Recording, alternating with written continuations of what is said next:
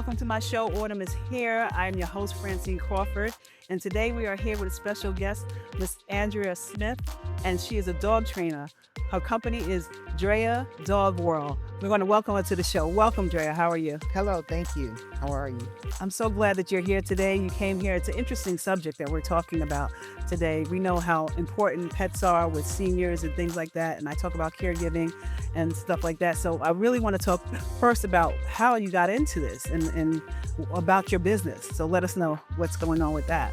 Okay, so I'm a professional dog trainer, and I've been training dogs and helping animals for over 30 years.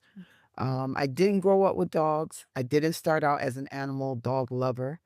I actually had a lot of bad experiences with animals growing up, and I decided at some point to go to college, and I went to school for human psychology.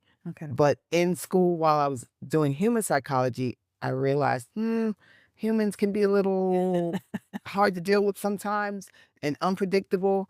So I decided to switch over and become a canine specialist. Oh, okay. Okay. Now you said you help dogs. Yes. How do you help dogs? So training is my baseline. That's where my skill set comes in. That's how I make my money. That's how I create my business. But I started helping dogs way before I became a trainer. Mhm. I volunteered at the ASPCA during 9/11, and they asked me to come down and help with the search and rescue dogs. I had no experience working with dogs. I just knew it was something that I wanted to do.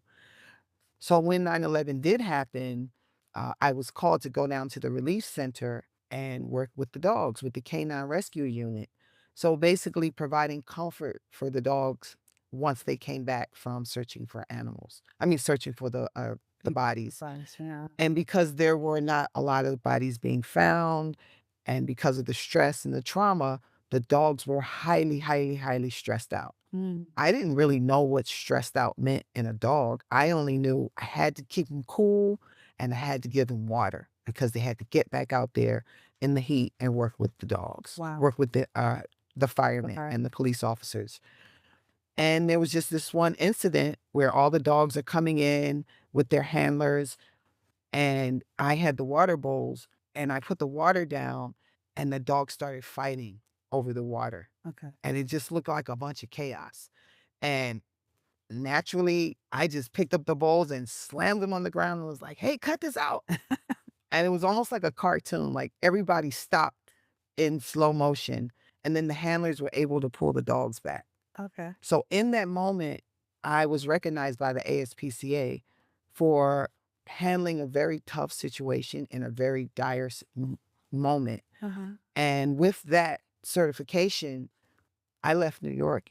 I went to California, and that's when I began my journey to become a dog trainer. Okay, so you went to California. So how did that come into you start training dogs professionally and helping other people with at least getting to, get used to dogs? Because everybody's not a dog lover. Exactly. So how do you do that? Actually, I don't think I was a dog lover growing up. I didn't know anything about dogs. When I saw them growing up in DC, they were usually on the street. Um, Back in the times, they weren't really regulated. They didn't have to get shots. Like, it's just things that all the stuff that I advocate for now for animals, it wasn't happening when I was growing up with dogs. So I didn't have a positive experience. And so when I went to California, I realized I needed to make money. I needed to survive. Mhm. So because I still had that inkling to work with dogs, I said, you know what? I'm going to become a dog walker. And so I just started passing out flyers. I will walk your dog, walking through Malibu and some of the really nice neighborhoods in California to walk dogs. But as I was walking the dogs were not well behaved. So I was actually out there wrestling with the dogs. Mhm. And I realized I myself needed more training. Mhm. So I kept my dog walking business, and then I started just going into environments where I could learn how to train dogs, watching other trainers, reading a lot. I actually even met Caesar Milan, who is Oh, really a great dog trainer that I know of. And I saw him working with other dogs, and I said, okay, I want to work on a farm and I want to work around lots of dogs. I don't just want to walk them on a leash. So I got a job at a farm that housed over 200 dogs. And they asked me to come in, and I was kind of overwhelmed at first because the dogs were not on leash. Mm, And in New York, I'm used to dogs being on leash and managed throughout the neighborhoods, but there they were all free roaming. yeah. So I figured, what can I do to learn how to be in that pack? And of course, when you're around dogs and you're around dog people, you meet magical people who love dogs, care for dogs. It could be anybody. They don't even have to call themselves a dog trainer. They're just dog people. And I didn't find myself to be a dog person, but I became one quickly because I needed to make money and I needed to survive with the dogs that I was handling. Mm-hmm. So working on that farm, I learned what it was known to be an alpha, a whisperer. Like those words started to come into play. Okay. I just looked at myself as a dog handler. Uh-huh. But when you're in there with the pack of dogs and it's 200 dogs and you're by yourself, certain things start to happen. There's a level of interspecies communication that happens that you kind of have to be there for it. But at the same time, I knew a lot of it had to do with my body posturing. Did I panic when dogs jumped towards me? Or did I hold my shoulders? Did I breathe? Did I keep myself erect? Did I not let them jump on me? Okay. Did I handle all of them with care, not just the cute ones? So it was a lot of things that I had to learn how to break up a dog fight. I mean, I think those were the most serious situations that I've had with dogs, is breaking them up in fights. Because dogs don't fight like naturally like other animals. Other animals fight with a pattern, but dogs fight chaotically. You don't know if they're going to turn their head or flip around. Like they just fight in a way that it's very chaotic and it's hard to stop it or manage it. So I had to learn all those things very soon and very quickly. Wow. So then you learned that and you learned how to train. And then I learned how to train them and how to get ahead of the fights, because the fights were so devastating. Right. Being caught in it, they were traumatizing for the people and the dogs. Mhm. And it was happening all the time. So for me, I had to figure out, how do I keep myself safe? How do I keep the people around me safe? But mostly too, how do I keep the dogs safe? Right. And that's when I started addressing them as a pack of dogs and as me being the leader or the guider to make sure that they were protected. It sounds like since you've gone through all of that, there are people who they care for other people and they don't know how to bring in a dog or to care for their dog or stuff like that. Like, how do you train people? Because I understand that you train dogs, but training a dog and training people how to deal with dogs, especially if they're older or in a situation where they're a caregiver, how do you train them, or do you train them? Yes. Can you? Yes. So my biggest theory around dogs, and it's a theory that I walk around in my head every day. And that theory is, the most that we can do for dogs is the least of what they need. And it's kind of a twist on words. And basically what it says is, we as humans have a big responsibility to take care of these creatures that we brought into our environment. They were fine. They were in the wild. They were not domesticated. They lived to be long life. Long life, happy life. But as soon as we brought them into our environments and we start over the thousands of years and started to make them pets, guardians, searching for cancer, helping with mobility. I mean, even on the sad side of things, eating them. Like we've used dogs for everything, for their furs. So now that we're in an era of companionship and recognizing how much they are therapeutic for us, I feel like we as humans just need to take a lot more responsibility into how we handle them. And that comes with not thinking that you're going to get a dog and it's like a cell phone and you're going to turn it on and it's going to work.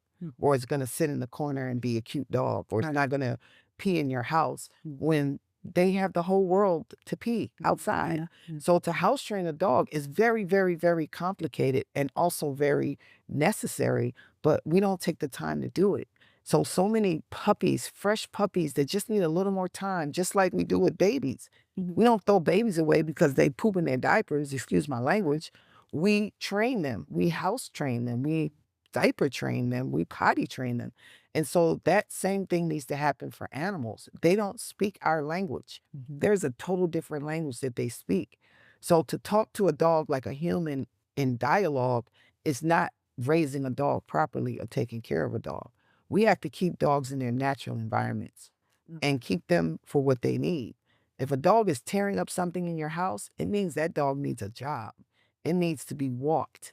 It needs activity because it's bored. But we take boredom as bad behavior. And that dog either can sometimes get abused because we get frustrated because it's not doing what we want it to do. I hear people yelling at dogs all day. Not putting proper leash equipment on them, not training them to be around babies. Like we'll have a dog and then we'll have a baby. And we think that naturally that's how families come together, but it's not natural for dogs. And so we have to train them. We have to desensitize them to things. They're very sensitive of noise. We got the 4th of July coming up. That's its own thing going on. So we really just have to be more patient and more loving and get the kind of advice that we need. We cannot find dog training advice on Google. We can't train our dogs through Google. We have to get professionals.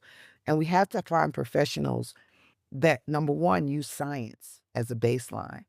The science and the behavior of dogs, not human children. Right. We also have to make sure that they get their shots. That they're, like I said, have the right leash equipment, the right diet. So those are the baseline things that I would work with the senior with. You would work with them. The basics, like what are the resources? How to get them spayed and neutered? What kind of licensing do they need? What's a good groomer? Why do they need grooming? All those things. And even with mobility, like making sure that seniors have the right type of dog for their size. So if you're an aging senior and you're 70 years old and you may have some mobility issues, you can't fall in love with a Doberman Pinscher. You can, because I'm a firm believer that dogs find us and we care for them the best way they can.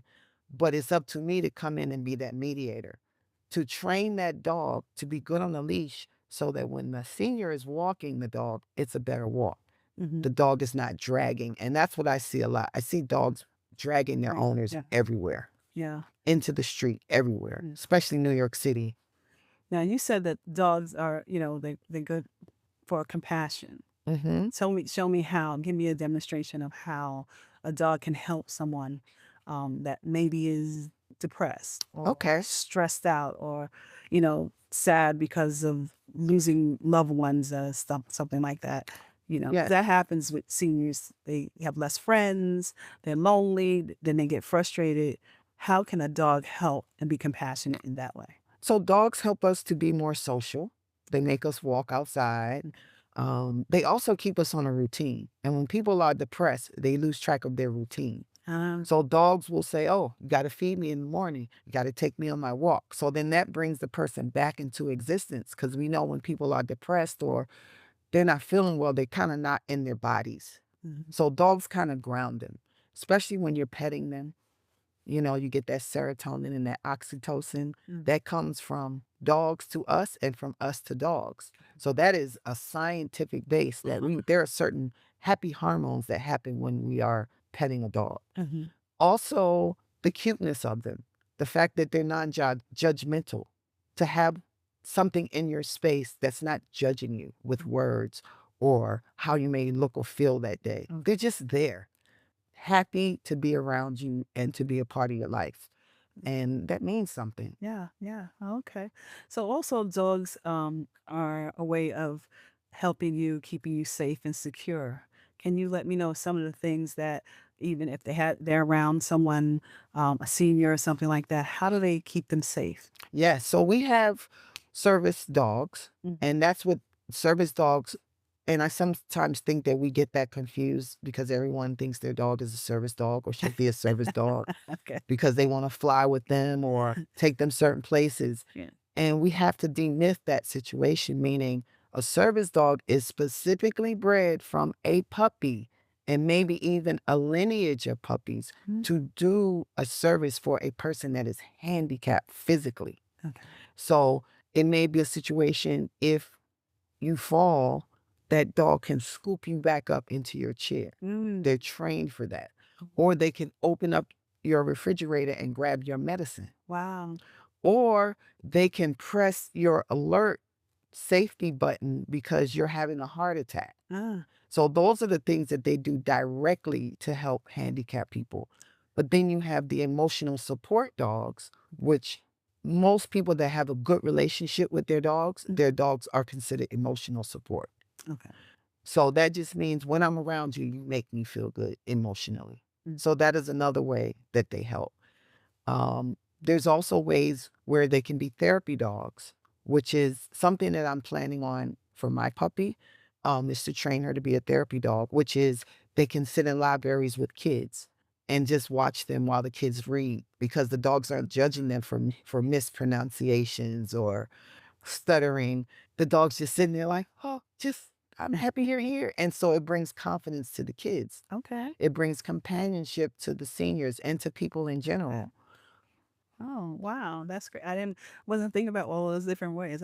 You know, it's interesting. It's interesting how many different ways dogs can come into your life and help you, Mm-hmm. you know, just have a better quality of life and for safety, security, and things like that. And then they do the serious stuff too, like sniffing out for cancer. Mm. Like usually a dog that's connected to you, if you have a tumor or something in your body and you're not feeling well, that dog is going to lay on that spot. And Wow. because that is where they're trying to send healing to that spot and they can feel the heat from your body. So a lot of people have gone to get checkups based on the fact that their dog keeps laying on that leg and they felt slight pain there. So why is my dog laying on my leg? Well, they were trying to offer comfort. So then you find out that they needed some kind of surgery or something. Oh, that's amazing. Yeah, Wow. Wow. they're amazing. I'm not a dog person, but getting closer. Yeah. Yes, because I didn't have dogs, but someone gave us a dog, and then Yeah. Yeah. I became a dog lover, more of a dog lover. How do people go to get dogs? Like, how would be the best place to find a dog for you, or for my parent or something like that, if they're getting older and I want them to have companionship or something like that? Where do you find a dog? Where do you go to get one? So there are many, many, many. There are major rescue organizations. You have Best Friends. You have the ASPCA. You have the Humane Society. Those are the mothers of the rescue. But then underneath, you have a lot of local rescue.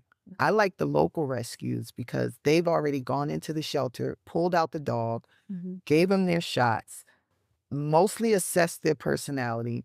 They may have already been in a foster home, so they're already learning how to be in a domestic environment. And then you can adopt them from that situation. Okay. Some dogs I find them on the street. Some are rehomed. I rehome a lot of dogs from other owners. Maybe, they can't take the dog to their new apartment. So a lot of the dogs that I rehome come from people that I know. So I kind of have a sense of the dog already.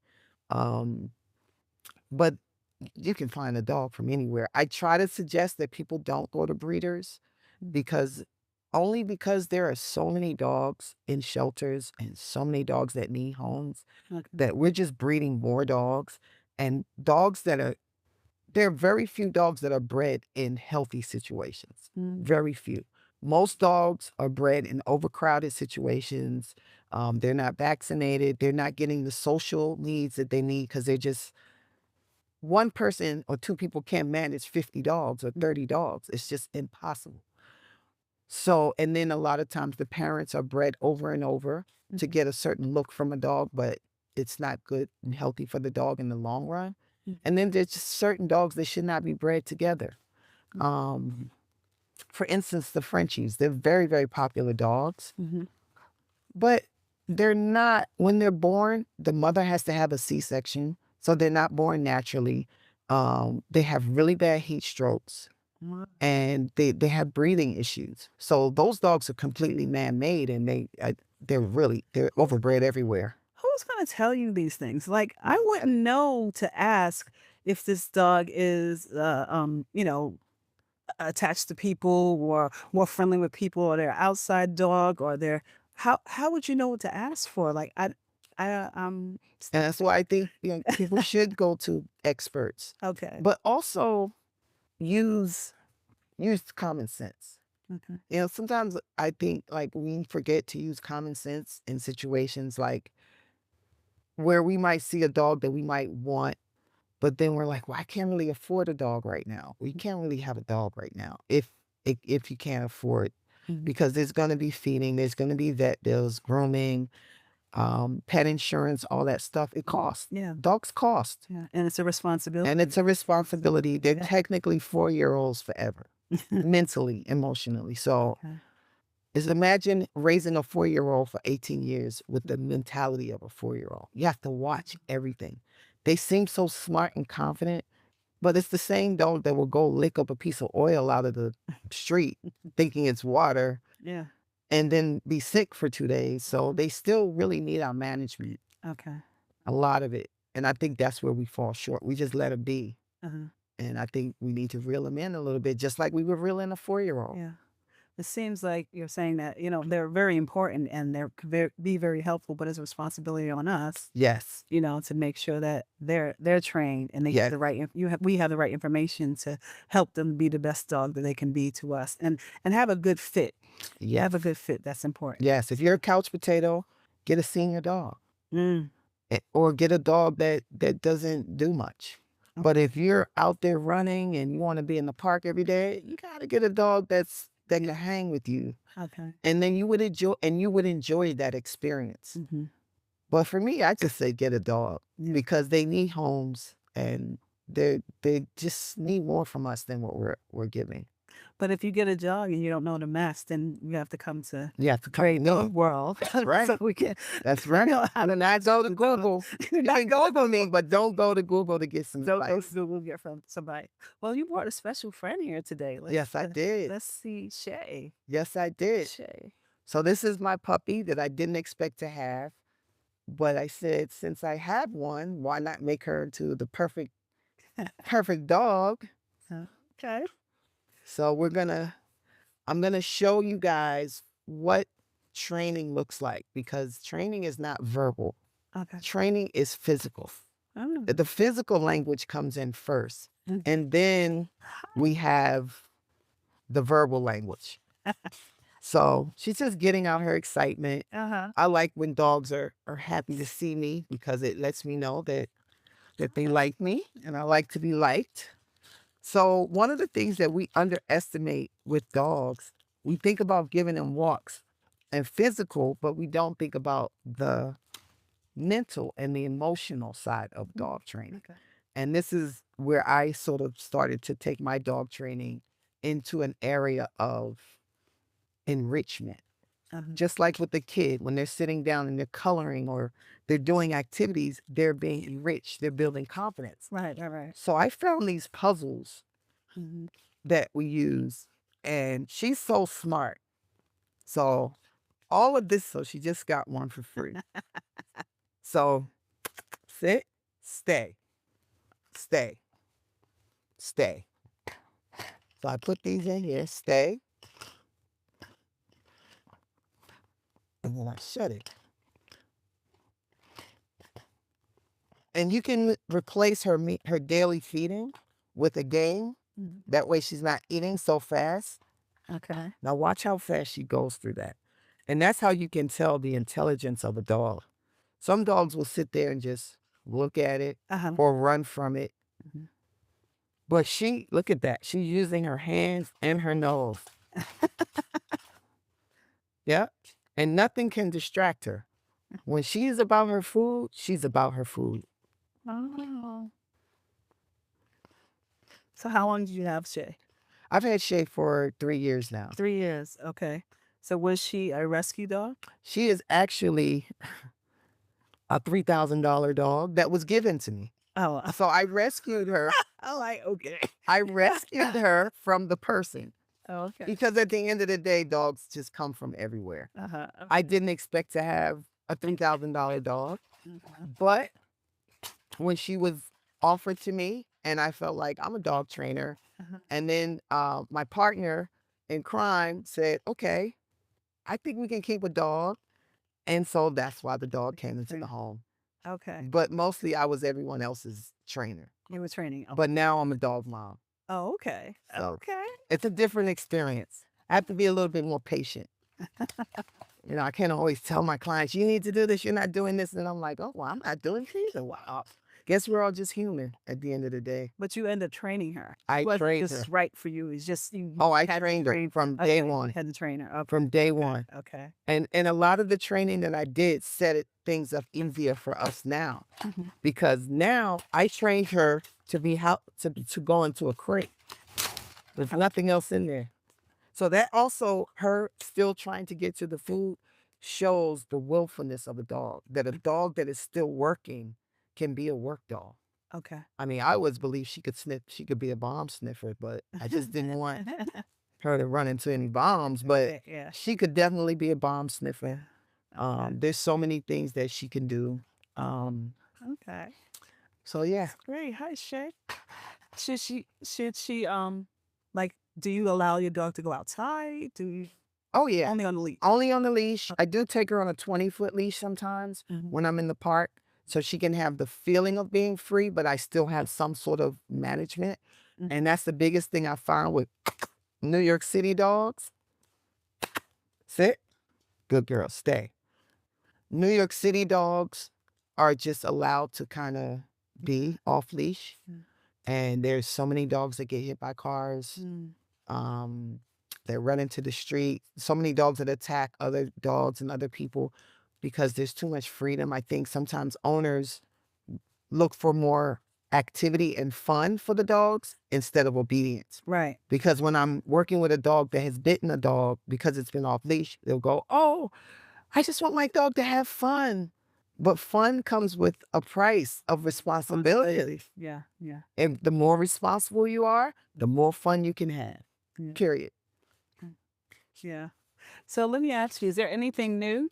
Oh, okay. Let me ask you, is there anything new that you might want to be doing that you've learned after you've gone through all of this different things? You're training people, you're training dogs, you became a dog owner. Like, is there anything how is this growing? Is your business growing in any other way? Yeah, so where I'm at with it now is I do have my private clients, and it's great. However, one client at a time, I don't feel like I'm getting the messages out that I need to for the population. Uh-huh. So one of the things I've been working on is a TV show, which I want to do a TV show about a New York dog trainer in Brooklyn, living a Brooklyn, New York life, but that trains dogs, all kinds of dogs, all kinds of resources, all kinds of dogs for the culture. So that is one element. The other element is I want to, and I have been doing that already, working with teens to become their own business people, because there are so many opportunities, billions and billions of dollars to be made in the dog industry. Really? And I don't think we're really tapping in on it. Okay. And it could be anything from I make sweaters, I make logos, I train dogs, I pet sit, I walk dogs, I make dog food. Like, there's so many things that we can do around the dog business, and it's growing. Okay. So entrepreneurship programs for kids. And then also segueing to what you were talking about with the seniors is I created a program called the Silver Leash program, which is kind of a step away from the Silver Sneakers program. Yeah. But it's really to help seniors manage dogs and help them with all the resources that are out there for them. So that's one that I'm putting in place. And then last but not least, I just finished a book. Okay. So it's in production, Okay. and I'm looking forward to it. I just spilled out all of my 30 years of experience into the book Okay. and my love for dogs. And so that's where I'm at.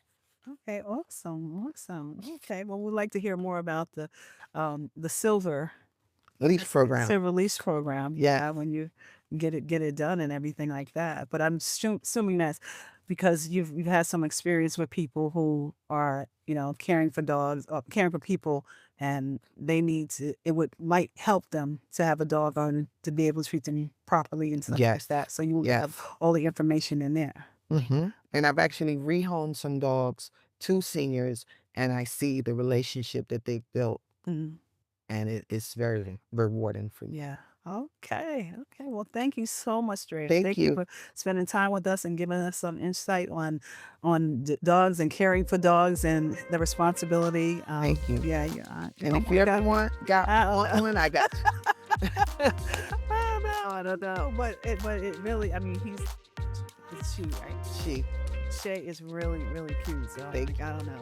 yeah, she's a blessing. Yeah. She's a blessing. She's training me sometimes. Oh, okay. Yeah. All right. So thanks so much. I appreciate it. Thank you very much. Remember to follow Autumn is here on all social media platforms.